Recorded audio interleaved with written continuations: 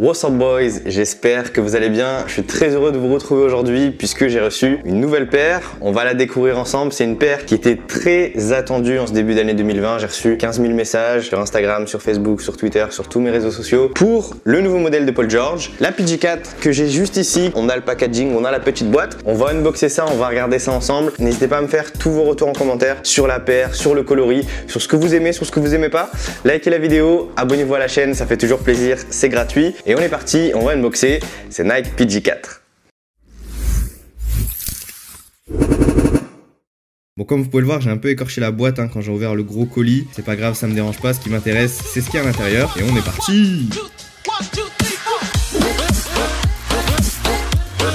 Ok, c'est hyper coloré. Je crois que c'est le coloris All Star, malgré le fait que PG n'y soit pas. On a un coloris orange avec pas mal de petites couleurs, des petites teintes vert, rose, violet, jaune. On a aussi une petite semelle bicolore avec l'amorti, ça on s'en parlera juste après. Je vous propose qu'on passe de l'autre côté de la caméra, comme ça on va regarder en détail ces nouvelles Nike PG4.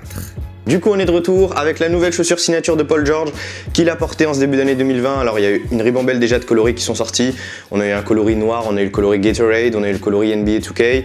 Là on est sur le coloris All Star. Donc comme je disais tout à l'heure, malheureusement Paul George n'y sera pas, donc on ne pourra pas le voir rocker ses Nike PG4 durant le All Star Weekend. Bon du coup ce coloris All Star il est assez pétillant, on a pas mal de couleurs.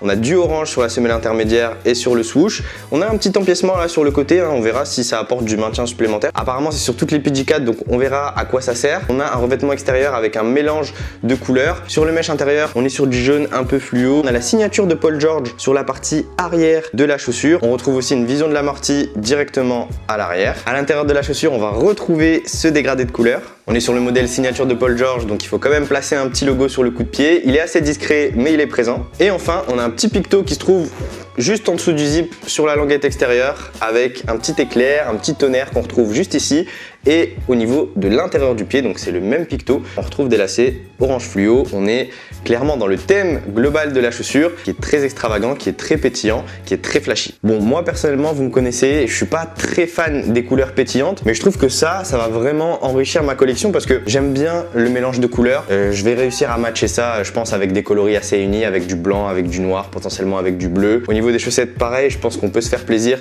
avec ce type de modèle. Bon, déjà, la première impression, c'est que c'est assez léger. Je vais enlever les petits trucs à l'intérieur. Hop. En plus, il y en a deux, il y en a plusieurs. Donc, ces PG4, la première impression que j'ai, c'est que ça fait assez chausson. Donc, on a le petit zip qui se trouve sur le dessus qu'on peut dézipper. Donc déjà, la première question que je me pose, c'est est-ce que le zip aura un impact sur le maintien, sur la stabilité de la chaussure? En dessous, on a bien évidemment un système de laçage basique avec des passants à lacets qui vont venir, je ne sais pas si vous les voyez, mais qui vont partir de très bas. Donc pareil, ça va venir un peu conforter mon avis initial sur la partie maintien de la chaussure. Je regardais la semelle extérieure, on a du bicolore, on n'a pas de translucide.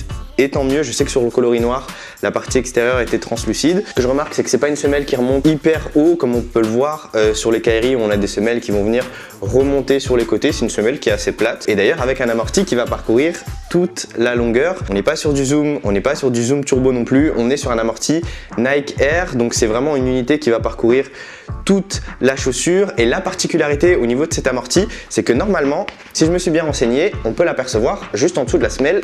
Attendez, juste 2 secondes. Hop. Généralement, quand tu achètes un nouveau modèle, il colle la semelle. C'est pour ça que c'est un peu difficile à enlever. Hop là. Et normalement, on aperçoit l'unité Air qui se trouve à l'intérieur. Donc, on est directement en contact avec l'amorti. Donc notre pied va ressentir directement les bienfaits de l'amorti. Donc ça, c'est très cool. Ça retire une couche supplémentaire. Généralement, on a une semelle. Ensuite, on a une plaque intermédiaire qui est cousue. Et ensuite, on a l'amorti qui est en dessous. Là, on a cette plaque intermédiaire qu'on appelle Strobel Board en anglais, qui a été supprimée pour donner accès directement à l'amorti. C'est tant mieux. D'ailleurs, Nike a marketé la chaussure avec le slogan Feet in the Clouds, donc les pieds dans les nuages, ce qui va renforcer le vœu de venir faire un focus sur la partie amortie de ces Nike PG4 et je pense vraisemblablement que ce sera le point fort de la chaussure. Au-delà de l'amorti, ces nouvelles PG4, bah, elles ont l'air très confortables parce que quand on regarde de l'extérieur, on a l'impression que c'est un chausson, donc on a vraiment un revêtement sur le dessus qui est très fin. Vous pouvez le voir en fait avec le zip, c'est hyper fin, donc à voir en termes de durabilité ce que ça peut donner. Sur un coloris comme ça, j'ai peur que ça se salisse très vite, qu'il y ait des plis, etc. Je vous donnerai bien sûr beaucoup plus d'informations lors de mon test. Ce que je peux ajouter aussi d'un point de vue confort, c'est qu'on a des petits coussinets qui sont à poser au niveau de la chaussure, à l'entrée, au niveau de la malléole. Donc ça, c'est de plus en plus courant au niveau des chaussures de basket. Ça vient bien évidemment apporter une dose de confort supplémentaire. Quand tu entres ton pied dans la chaussure, ça permet de le caler pour pas qu'il ressorte assez facilement. Personnellement, je trouve ça cool. T'en as qui souhaitent réellement être les plus compacts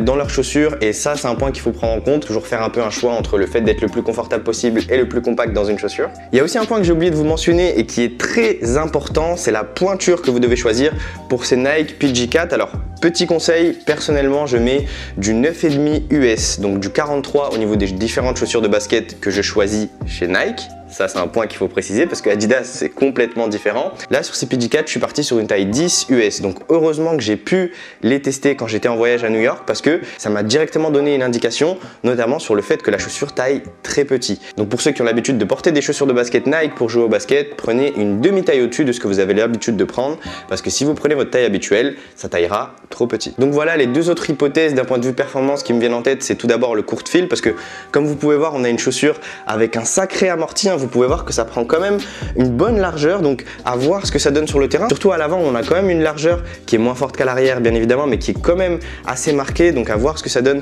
au niveau des sensations sur le terrain. J'ai peur d'être un peu haut sur la chaussure. D'un point de vue confort, je m'en fais pas trop. D'un point de vue accroche, là, on a une semelle bicolore, pas du tout translucide, donc no excuses. On a des motifs en forme de petits cratères comme ce qu'on avait sur la PG3, sauf que sur la PG3, c'était vraiment dans un délire cratère lunaire, etc. Là, on est sur un délire un peu plus futuriste, mais on a les motifs qui restent assez similaires, donc je pense que la traction devrait coller à peu près à ce que proposait la PG3 et c'était déjà pas mal. Ça fait même pas 2 mois qu'elles sont sorties et j'ai déjà vu entre 5 et 6 coloris de la PG4, donc pour ceux qui aiment pas encore les différents coloris qui sont sortis, vous pouvez attendre, il y en aura d'autres qui vont sortir pour la fin de saison, potentiellement pour les playoffs, etc., etc. Avant de tourner la vidéo, j'avais regardé un petit peu ce que pensaient les ricains de la paire, puisqu'il y en a qui l'ont déjà testé depuis 1 mois et l'avis général est assez positif. Donc pour ceux qui sont pressés et qui veulent acheter la paire incessamment sous peu, bon, normalement c'est une paire qui tient le coup, qui est assez performante sur le parquet. D'ailleurs, je vous mets un lien dans la description pour ceux qui souhaitent acheter la paire sur Nike. Et puis voilà, je pense qu'on a fait le tour de ces PG4. Les goûts et les couleurs, ça se discute pas. Je sais qu'il y en a dans les commentaires qui apprécieront pas forcément ce modèle. D'ailleurs, donnez-moi votre avis, c'est hyper important de pouvoir échanger, de pouvoir se donner nos avis mutuels. Moi, personnellement, je préfère le shape de la chaussure avec le zip fermé. Je sais qu'il y en a qui ont joué avec la paire avec le zip ouvert, qui n'ont pas forcément trouvé de différence. On verra ce que ça donne. Comme d'habitude, laissez-moi 10 à 15 jours pour pouvoir bien tester la paire et vous proposer un avis détaillé en vidéo. Donc voilà, je pense qu'on a fait le tour de ces Nike PG4. N'hésitez pas à liker la vidéo si vous avez kiffé, à vous abonner à la chaîne. Comme d'habitude, vous connaissez la musique. Je vous dis à très vite parce que j'ai un autre unboxing qui va arriver plus rapidement que prévu. Je regarde derrière moi, mais vous avez déjà été spoilé. Prenez soin de vous. Bang. Put your hands in the air. The Nico.